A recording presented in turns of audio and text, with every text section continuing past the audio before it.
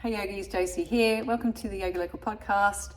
In this episode, we are going to just cover a little bit of the background around what we're covering in our asana practice, the theme of the month, and the individual focus that practice will have during this week, which is taking us further along the journey through the creative, transformational process, the creative imagination process, and moving out of really unhelpful kind of thoughts and imaginings, like noticing the power of our thoughts when we bring a little bit of intention to them.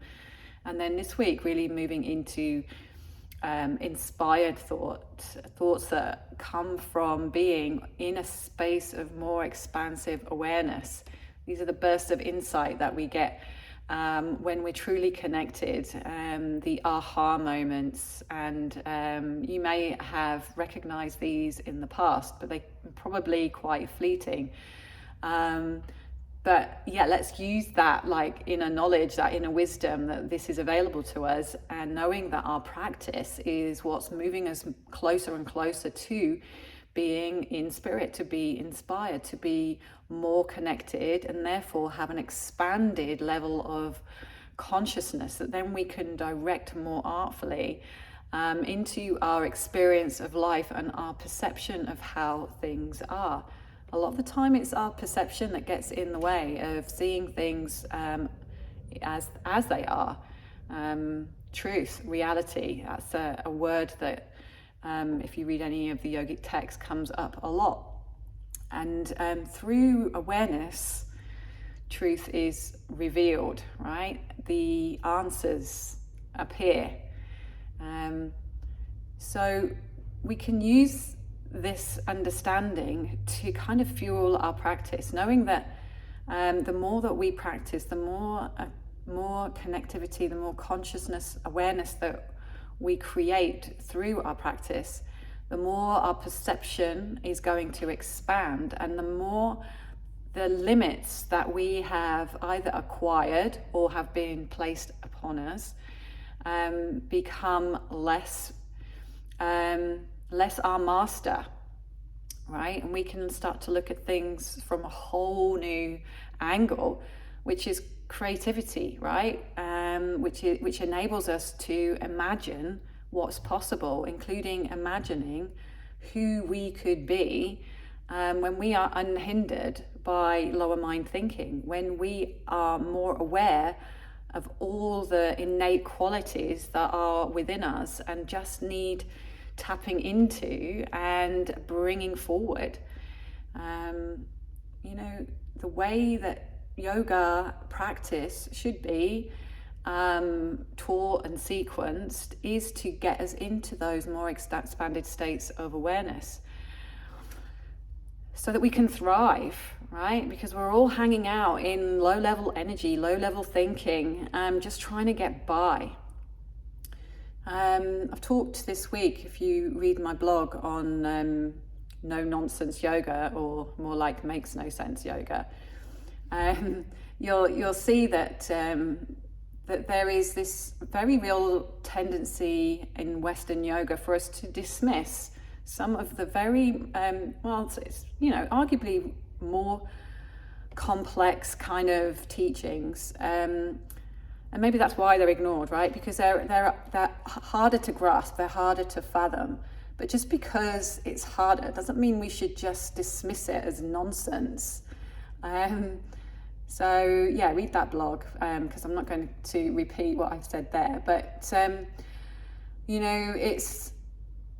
these things are things to be explored, and over time we can imagine less and experience more. I think that's key. We can use the power of our mind. We can notice and recognize where it hangs out more often, and then redirect it with awareness. We can redirect our thoughts and tap into what's possible, our potential. So we do this through the chakra system, and again, a lot of yoga these days, not even talking about the chakra system. However, the chakra system is this meeting point for where this true creative power of spirit comes through from mind to matter, right? So, I mean, it's important to know that you can't cut yourself open and find chakra, right? It's a subtle body. So, as we practice, we're going to get more and more of an expanded kind of way of looking at things. So these things will start to kind of take on a very real life of their own. But for now, I just want you to be aware that these chakra systems are very important in terms of your yoga practice, because it's a way of managing our energy and managing our ability to tap into those potentials that are there, but we're just not bringing them forward. I hope this is making sense. Anyway, so the chakra system is a system that is aligned, not in the spine or on the spine, but it's aligned along the length of the spine. Think of, a subtle connective system, starting from the root chakra and all the way up to the crown. And each one of these energy centers is an expression, right? It's an expression of the qualities that we have in nature, or that are in nature. So let's just elaborate a little bit to help you to think about this a little bit more. So the root chakra at the sacral area is the first chakra, and it represents the first stage of our development. So the energies there and the qualities there are very much linked to survival and safety. And again, these energies are capable of keeping us in very stuck, repetitive patterns, because if you think about it, once you find something that's safe, it's very difficult to move beyond that, right? If you're fearful of losing your safety and your stability, then you're going to cling to it, you're going to grasp at it, and you're going to stay operating from that fearful place. When we practice yoga, we are starting to expand our level of awareness and consciousness beyond this lower mind thinking, beyond these lower energy vibrations and frequencies. And we use the light of that awareness as we build it to perceive these chakras from their more positive perspectives, right? So yes, survival, safety, it can be closed, it can lock us in. But those energies that are also keeping us safe can also be used to give us strength, to give us resilience, to give us a sense of capability. So we just start to expand our point of view. We start to see things differently. We see the reality is that yes, these energies are grounding and almost can come to the point of making us very stagnant and lazy, but also then we can shift and we can start to recognize just these positive qualities, right, of being stable. Loyalty, right? Loyalty is a big quality that comes from being grounded. Pioneering, once we're stable and steady, we can then start to think about where we can take ourselves, where we can move, what directions we can move in.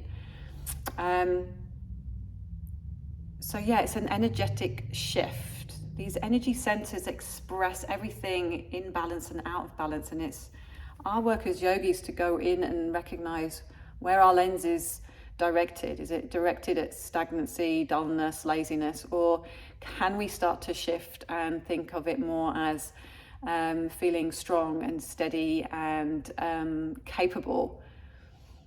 So, this kind of also speaks to, how Hatha Yoga progresses. So we start with the moon. We start in that first chakra. We start to shift the energy in that area at the same time as keeping the mind really stable and steady, so it can start to adopt these new ways of thinking, like be inspired to think differently, get unstuck, have these bursts of insight that we are way more than we think. And once we start to work in this way, work energetically, we can shift anything. So each chakra, I'm not going to go through all the chakras, come to class and you may get a little bit more of an insight into which chakra expresses which qualities and how they can play out negatively and positively depending on where we're placing our attention.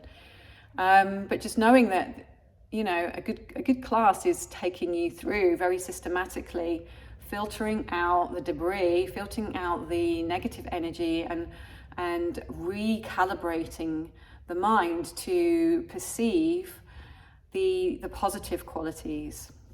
And that's how we move into potential, right? Because we start to shift out of our low-level thinking, you know, we're not good enough, not capable, and we start to see that actually those qualities are all within us. They've just become disconnected, not available. We doubt them. Maybe we worry and go back to fight and flight and back to our first chakra, close down and get stuck again. So it's about recognizing, you know, that practice is taking you on this really important journey, and we're slowly opening ourselves up to see where our blockages are, to see where there's resistance. You know, I see this whole movement to no-nonsense yoga as resistance. You know, people don't want to deal with the fact that it's more difficult to take people on this journey. Yeah, let's just stay in the physical, right? We're all familiar with that. Anyone can teach, you know, physical movement and show an outcome there, because it's something that we can see, you know, with our own eyes and all our five senses. And yeah, you know, and there is some benefits there, but you know, your physical self is just the start. It's just the preparation, as far as yoga is concerned anyway. We have to move beyond the physical, and you know, and we need the support to get us there. And all these teachings are there to support us to get there. All these Sanskrit terms, which get dismissed as mumbo jumbo, are there to help us understand. They're there to help us learn. And these teachings have been passed generously over 5,000 years, and to dismiss them as that's nonsense, let's just get down to stretching our hamstrings, is just so rude to start with. But really, it's as yoga teachers, it's really, in my view, it's robbing you of an experience that, you know, is your birthright, you know, and let's help us all get there. Yes, it's difficult. Yes, you know, I'm not saying that it's easy to get into these more esoterical concepts, and it's not easy to just accept new terms and new language. But unless we allow ourselves a little bit of freedom, unless we let go of what is holding us back, then those experiences won't be revealed. Quite frankly, the gates will be closed, and the true benefits of our practice towards that understanding that we're way more capable than we can even imagine. Yeah, and that's really where I want to take myself, but also to take you guys as well. So, you know, what's wrong with using our imagination? What's wrong with accessing our intuitive nature? What's wrong with looking at things differently, coming at things from a different perspective, not being so closed off? You know, I think the world would be a seriously better place if we all learned to master these kind of skills, and to recognize that when we are aligned, when our bodies are nourished, when we're balanced, we are more likely to be connected to those wisdoms that are going to help us to live our lives better, greater, to more capacity. And then that has a knock-on effect, right? It has a knock-on effect that you can't even contemplate. So yeah, I think it's exciting. And to just close down on some of these ideas and concepts and just limit yourself to, you know, good alignment in downward dog, or, you know, being able to stretch your hamstrings or touch your toes is really robbing yourself of a much greater experience. And yeah, that's not what we do here, and we're going on that path to greatness. So I hope you are ready to, you know, unlock those gates, go inside, let go of your resistance. Imagine, think of when you were a child and anything was possible, right? Before everyone had told you no a million times, no, that's not right, or you don't want to do that, right? Come back to that place where anything was possible. You know, why wouldn't it be? Why wouldn't it be now? Just something to think about. So all this week we are going to be using this knowledge of Prathiba, being in a place of inspired connection in spirit, to be more connected to source ourselves and have that understanding, that remembrance of who we really are when we turn the lens a different way. Okay. Hope you want to join us. I hope you are inspired to come and try one of our classes here at YogaLocal. Don't forget that there is opportunities to work with us online. We have the premium area of the app, the YogaLocal app, where you can access at least one class a week, either a Rise, Anchor, or Energize practice. It will relate to this theme. It will just give you a little bit of taster to how we practice here, why we practice here, and then maybe that will give you the momentum to then come and join us here if you're local to Wellingborough, and come and experience these classes in person. Okay, so as always, please take part in these conversations. Let me know what you think. Let me know what you need from this space. I'm here to serve. So thank you so much for being here. Thanks for listening. Thanks for watching. And I'll see you next time. Bye for now.